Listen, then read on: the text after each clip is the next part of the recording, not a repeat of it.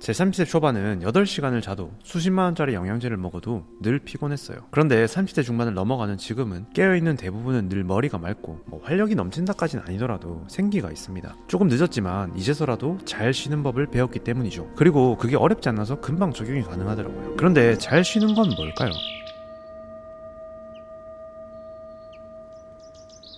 침대에 누워서 넷플릭스 보기? 오히려 멍해지죠. 릴스나 쇼츠 무한 스크롤? 허무함만 남습니다. 잘 쉴 줄 모르는 제가 가장 많이 했던 최악의 휴식법은 자극적인 배달 음식을 시키고 태블릿으로 넷플릭스를 켜고 동시에 휴대폰으로 인스타를 봤던 겁니다. 진짜 뭘 먹었는지 뭘 봤는지 기억도 안 나고 시간은 벌써 이렇게 됐나 하면서 기분만 나빠졌죠. 근데 전 왜 이렇게 쉬었던 걸까요? 전 쉴 때도 뭔가를 하지 않으면 안 된다는 그 뭔가 모를 강박 같은 게 있었던 것 같아요. 쉴 때조차도 잘 쉬고 싶었고 뭔가를 얻어야만 한다고 생각했던 것 같아요. 왜냐면 사실 휴식이라는 건 아무것도 안 하는 게 휴식이잖아요. 근데 아무것도 안 하면 안 될 것 같은 그런 느낌을 받았던 거죠. 이게 어쩌면 게으른 것처럼 보이기도 할 것 같고 뭔가 누군가한테 뒤처지는 것 같기도 하고 뭔가 쉬는 시간에 자기 개발을 해야 될 것 같은 그런 일종의 강박 같은 느낌에 사로잡혔던 것 같아요. 그런데 이런 생각이 완전 틀렸더라고요. 오늘은 더 건강하게 살기 위한 방법을 연구하고 공부하는 운동 유튜버인 제가 깨달은 최고의 휴식법과 실제로 제가 실천하는 휴식 방법을 공유해 보도록 하겠습니다. 구독과 좋아요는 영상 제작에 큰 힘이 됩니다.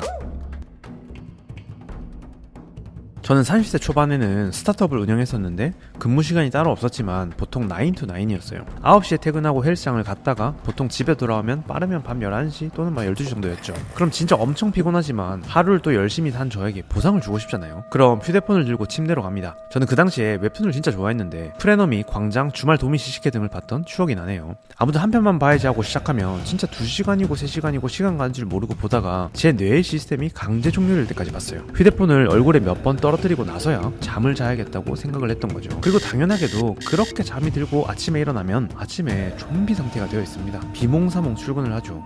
그러다가 점심을 먹을 때쯤이야 약간 살아납니다. 그리고 일요일은 모자란 잠을 몰아잔다고 낮 12시가 넘을 때까지 늦잠을 자는데도 늘 피곤하고 무기력하다는 생각을 떨쳐낼 수가 없었습니다. 생각해보면 제 휴식의 방식은 진짜로 제 몸을 회복시켜줬던 게 아니라 오히려 더 지치게 만들고 있었던 거죠. 저의 이런 휴식 방식에 문제가 있다고 자각을 하기 시작한 건 지금의 아내 덕입니다. 그 전까진 그냥 내가 체력이 약해서 그런가 보다, 운동을 너무 많이 하나? 영양제를 덜 먹어서 그런가? 원래 인간은 그냥 이렇게 피곤한 건가? 이런 생각을 하고 살았었죠. 그런데 제 아내는 아니더라고요. 제 아내는 둥근 해 같은 사람입니다. 아침이 되면 주변을 환하게 해요. 아침에 얼마나 에너지가 넘치는지 신기할 정도입니다. 그리고 오후 7, 8시가 되면 좀 시들시들해지다가 보통 한 9시나 10시가 되면 잠에 들죠. 그럼 대다수의 시간엔 뭘 하고 있냐? 하늘을 보고 있거나 이상한 상상을 하고 있거나 음악과 함께 춤을 추고 있죠.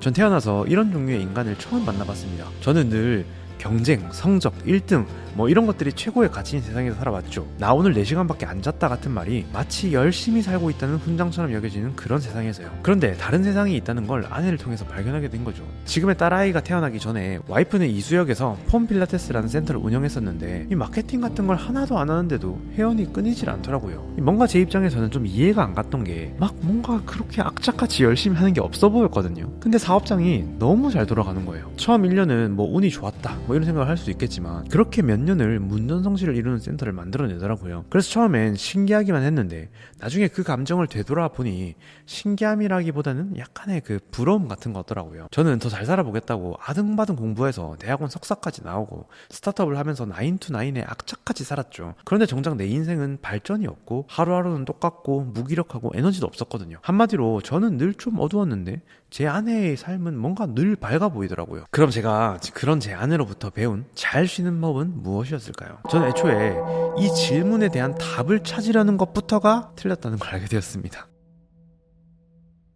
우리는 잘 쉬는 법조차 어떤 최적화된 루틴 같은 것을 찾으려고 하죠. 마치 최고의 수면 루틴, 최고의 운동 루틴. 그래서 쉬는 법에도 어떤 최상의 효율을 제공해주는 방법 같은 게 있을 거라고 생각하는 거예요. 그래서 이 생각부터 내려놓는 게 시작이더라고요. 그럼에도 불구하고 잘 쉬는 건 뭐냐라고 하면 제가 내린 정의는 생산적이지 않은 일을 하는 것이고 그래서 내가 살아있다고 느끼는 것이라고 생각합니다. 이걸 뇌과학에서는 세로토닌적 만족이라고 표현합니다. 뭔가 하고 나서 지금 이대로면 충분하다 이런 느낌이 드는 쉼 취미 행동인 거죠. 예를 들면 10분 동안 아무것도 하지 않기, 목적 없이 걷기, 낙서하기, 뜬금없는 시를 써보기 등등 말이죠. 이렇게 생산적이지 않은 일을 할 때 우리는 조금 더 인간적이어지고 차분해지고 나다워짐을 느낄 수 있습니다. 물론 저도 이걸 처음 한두 번 해볼 땐 무슨 이게 도움이 된다고 라는 생각이 들면서 오히려 더 안절부절 스트레스를 받더라고요. 저는 도파민적 만족에 익숙하던 사람이었으니까요. 저는 제 아내로부터 아무것도 하지 않아도 행복해 라는 교훈을 살아가면서 배워왔던 것 같아요. 원래 제 주말은 TV나 영화를 봐야만 하고 맛있는 음식을 먹어야만 하고 핫플에 가야만 잘 쉬는 거라고 생각을 했었죠. 그런데 정말 아침에 눈을 떠서 멍하니 앉아서 아무것도 하지 않는 하루를 보낼 때 오히려 가장 잘 쉬었고 가장 만족스러운 하루였다는 기분이 들었습니다. 근데 막상 이렇게 진짜로 아무것도 안 하기가 쉽지 않을 겁니다. 우리 사회가 이렇게 말하거든요. 아무것도 하지 않는다는 건 생산적이지 않는다는 거고, 생산적이지 않다는 건 쓸모가 없는 거라고요. 생각해보면 아무것도 하지 않는 휴식을 하면 당장 SNS에 올릴 수도 없고 돈이 되지도 않습니다. 그래서 대부분 휴식이라는 단어를 떠올리면 어디론가 가는 여행, 또는 뭔가 어디선가 하는 특별한 행동, 또는 나만을 위한 자기 개발 같은 것들을 떠올리기 마련이죠. 그렇게 대부분은 이 아무것도 하지 않음을 무가치하다고 생각합니다. 하지만 제가 생각하는 이 비생산적인 휴식의 진짜 가치를 한번 들려드려 볼게요. 재미난 이야기가 있습니다. 장작패기 대회가 열렸어요. 젊고 패기가 넘치는 근육질의 20대 참가자 A와 늙었지만 여유가 넘쳐 보이는 50대 B의 결승전이었죠. 미션은 간단했습니다. 24시간 동안 누가 더 많은 장작을 패나. 젊은 A는 패기가 넘치게 24시간 동안 장작을 쉬지 않고 내리쳤습니다. 그리고 흘끔흘끔 B를 보는데 B는 체력이 다했나 가끔은 졸기도 하고 가끔은 아무것도 하지 않고 쉬기도 했습니다. 그리고 24시간 뒤 A는 당연히 자기가 승리할 거라고 생각했으나 B가 이겨버렸죠. 그리고 젊은 A는 납득할 수 없다는 표정으로 B를 봤습니다. 그러자 B는 말했죠. 나는 쉴 때마다 내 도끼에 나를 갈고 있었어. 그래 또 그런 생각도 하는 것 같아요. 뭔가 이렇게 치열하게 바쁘게 열심히 살면 그날 하루는 뿌듯하고 좋긴 한데 한 1년 지나고 2년 지나면은 기억에 남는 순간들이 없더라고요.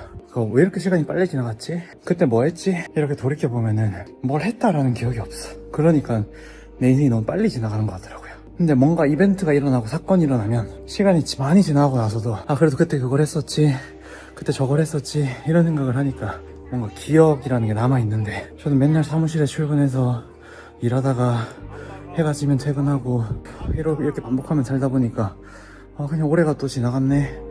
뭔가 나의 성장은 있었지만 뭔가 엄청 기억에 남는 사건이 있냐 하면은 또 그런 건 없더라고요.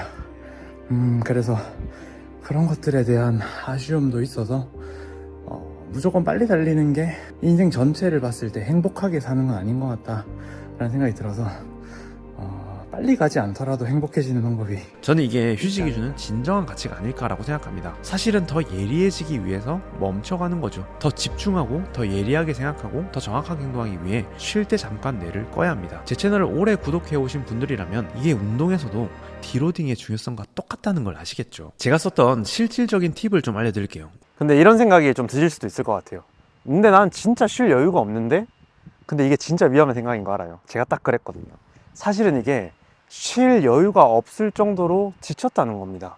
그러니까 여러분들은 꼭 쉬셔야 되고요. 그런 분들이라면 우선 쉬는 시간을 일처럼 바꿔야 됩니다. 오후 3시 10분간 아무것도 하지 않기, 오후 1시 휴대폰 없이 10분의 걷기 등등 애초에 해야 할 일로 스케줄표에 아무것도 하지 않기를 지정해보세요. 두 번째, 휴식은 사람마다 방법이 다릅니다. 여러 가지 다양한 휴식 방법을 시도해 보셔야 됩니다. 누가 명상이 최고의 휴식이라고 해도 나한텐 지옥일 수 있거든요. 각자의 방식으로 자신에게 잘 맞는 휴식 방법을 찾아보세요. 잘 쉬고 나서의 느낌은 에너지가 충만해지고 내가 살아있음을 느끼고 행복하다고 느끼는 겁니다. 세 번째, 오감 중 평소에 느끼지 못하는 걸 느껴보세요. 우리는 보통 시각과 청각적인 것을 많이 느끼고 살죠. 그럼 나머지 후각, 미각, 촉각을 느껴보는 겁니다.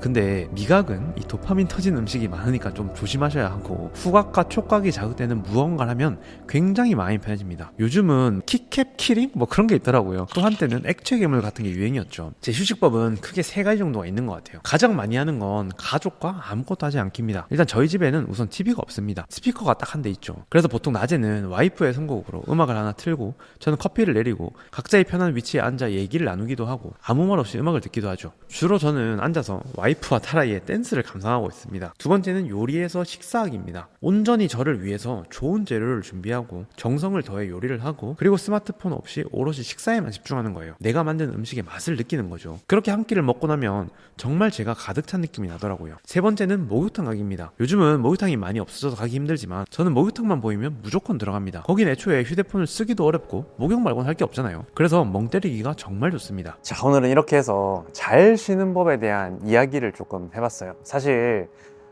이런 영상은 어느 정도의 비난을 받을 걸 알고 만드는 영상입니다. 왜냐면 제 채널은 사실은 분석적이고 뭐 나름 과학적인 운동 채널이거든요. 그래서 악플러들이 야, 너 근거도 없는 개소리 하지 마, 딱 이렇게 딱 트집 잡기 딱 좋을 영상입니다. 그럼에도 불구하고 제가 이런 영상을 제작한 이유는 분명 제 구독자님들은 저와 비슷한 성향의 분들일 거고 분명 저처럼 쉴 때조차 효율적으로 쉬는 법 이런 걸 검색할 분들이기 때문이죠.